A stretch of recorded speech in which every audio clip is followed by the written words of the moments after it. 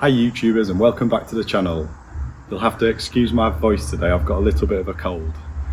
Today's video is about pressure washing the patio for the first time since winter. I'm going to be testing two methods today. The first method is the obvious one, pressure washer, which has instantaneous results. The second option I'm going to be testing is a cleaning solution called Wet and Forget. This product on Amazon is currently rated as one of the best rated cleaning solutions for doing this type of task. So we'll see how it compares against the pressure washer. I'm not expecting it to have instantaneous results like a pressure washer does, but as part of this video I'm going to show a time lapse to see how effective it works after 1, 2, 3, 4 weeks. Right, so let's take a look at the patio and see what we have to work with. Firstly, you'll have to excuse the state of the garden. I scarified it last week, so it's looking a little worse for wear, shall we say. There's been a hell of a lot of moss this year, which has taken over quite a lot of the grass, so I think I'm going to have to overseed it. So the patio here, you can see these are normally sort of a bright yellow sandstone colour. Almost as it is underneath the rabbit hutch, maybe a bit brighter than that. So you can see this is the usual grime that that accumulates on patio slabs over the year. So this is what we've got to work with today. If your patio is similar to mine, you tend to have pots, garden furniture and other items sat on the slabs. The first step is to remove everything so you have a clear space to clean everything in one go.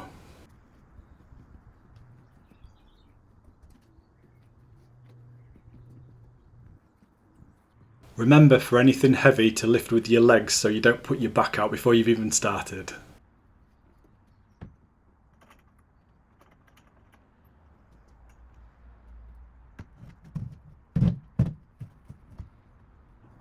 The patio table has a Lazy Susan made of granite on top, which firstly is very heavy and secondly is also covered in algae, so will also need to be pressure washed as well.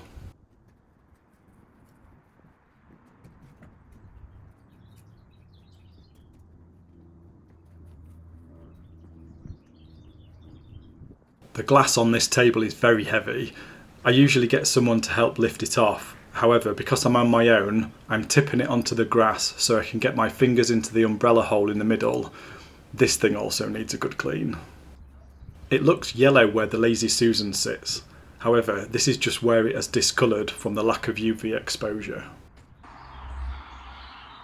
So this is the section that I'm going to be testing. Although it looks worse on the camera, this slab is actually almost the same colour as the other ones, but it doesn't really look like that on the video. So just to make this test fair, I'm going to pressure washer in this one, going to use the Wet and Forget on that slab as a neat concentration, and then on this slab I'm going to use the recommended 5:1 dilution. So we'll test and see what these look like after they've been sprayed.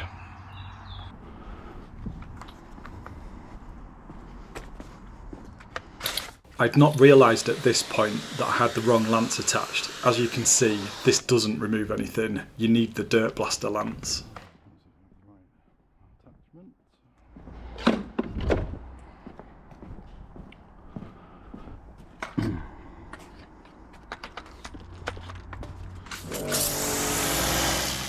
That's better.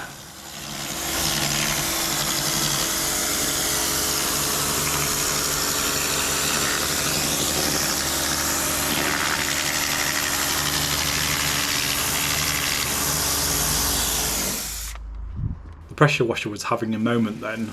This is the first time I've used it in a while, so was probably getting rid of air in the hosepipe or pump.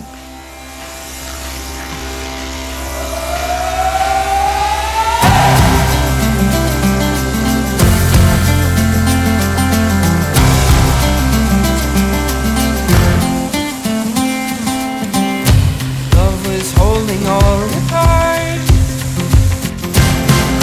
and always kept me in the dark. I never thought I could shake this heartache.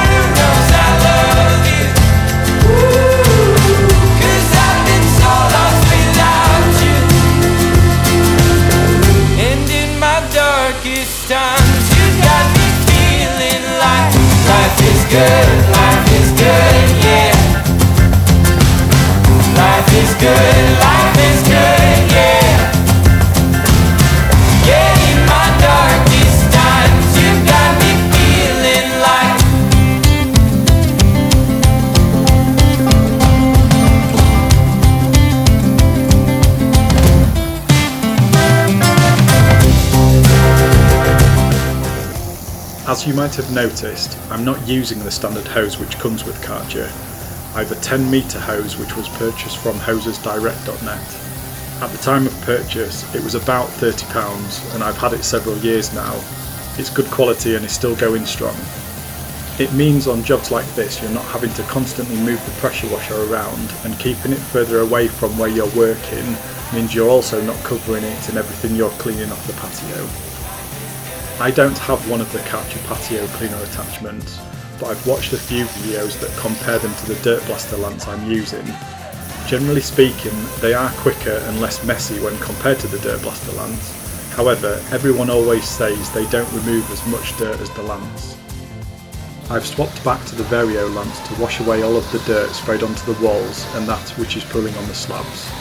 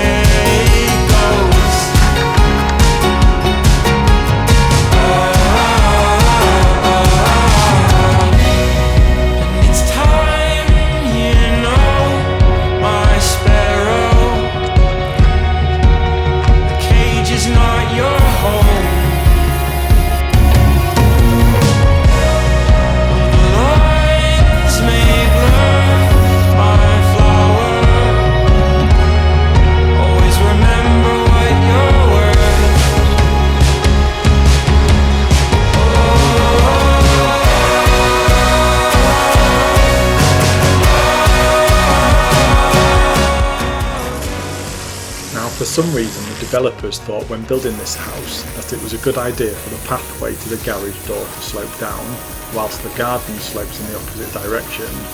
I think it was because they needed the step into the garage to be a certain height so it was below the threshold, presumably to prevent damp or potential flooding.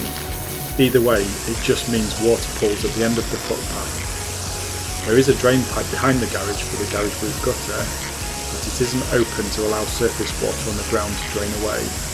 This is something I plan to rectify when I come to landscape the garden and create a raised patio area behind the garage.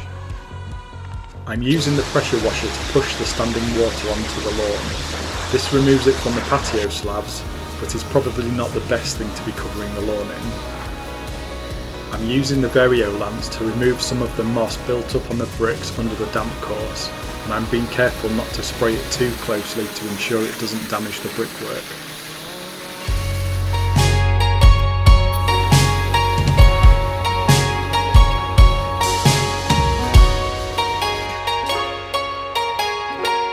Now the patio is all cleaned, I've just got to wait for it to dry. There are some stains on the slabs that the pressure washer wasn't able to remove, but overall it is looking much better than before.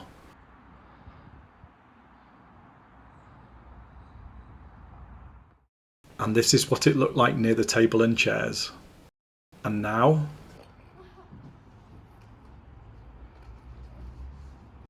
The area near the rabbit hutch and back door? It's looking loads better.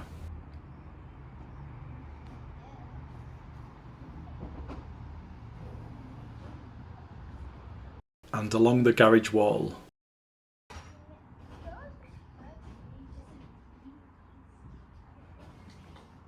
In the second part of this video, I will apply Wet and Forget and show how it compares to what I have cleaned with the pressure washer.